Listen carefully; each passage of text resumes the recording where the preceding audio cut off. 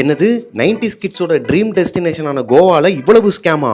அட ஆமாங்க, நீங்களும் உங்க பாய்ஸோட கோவாக்கு ஒரு ட்ரிப் பிளான் பண்றீங்க அப்படின்னா இந்த வீடியோ உங்களுக்கு ரொம்பவே யூஸ்ஃபுல்லா இருக்கும். Welcome to our channel mister Prabhakaran வீலாக்ஸ்.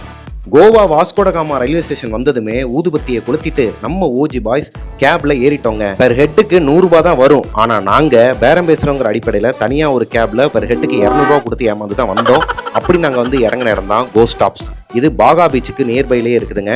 Per ஹெட்டுக்கு 500 ரூபாய் கொடுத்து நாங்க தங்கின இந்த ஸ்டேல பிளஸ் இருக்கு மைனஸ் இருக்கு. அதை பத்தி நாங்க மெயின் பிளாக்ல சொல்லியிருக்கிறோம். மெயின் பிளாகோட லிங்க் பயோல இருக்கு, செக் பண்ணிக்கோங்க. அப்புறம் என்னப்பா போவோமா அப்படின்னு சொல்லிட்டு சின்னவர்ல இருந்து பெரியவர் வரைக்கும் எல்லா சொந்தக்காரங்களையும் மீட் பண்ணிட்டு நமக்கு தேவையானவர்களை எல்லாம் நம்ம வீட்டுக்கே விருந்தாளிகளை அழைச்சிட்டே வந்துட்டோம். இது என்ன பெருமையா கடமை அப்படிங்கிற மாதிரி பாய் அவருக்கு வாங்கல, பசங்களுக்கு வாங்கி கொடுத்துட்டு இங்க பாருங்க அவர் ஊஞ்சல் ஆடிக்கிட்டு இருக்காரு.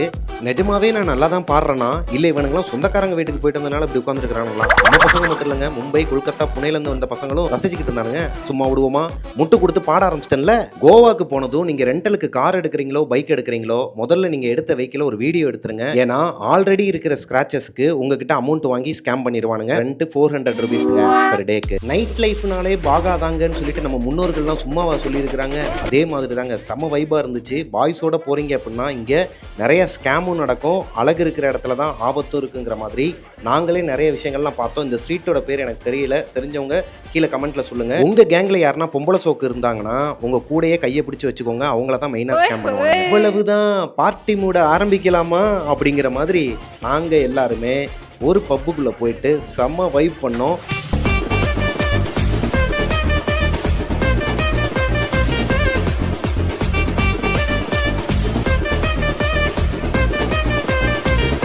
நாங்கள் என்னென்ன ஸ்கேம்லலாம் ஏமாந்தோம், சாப்பாட்டுக்கு எப்படியெல்லாம் அவதிப்பட்டோம் எல்லாமே மெயின் விளாக்ல சொல்லியிருக்கிறோம். வீலாகோட லிங்க் வந்து பயோல இருக்கு.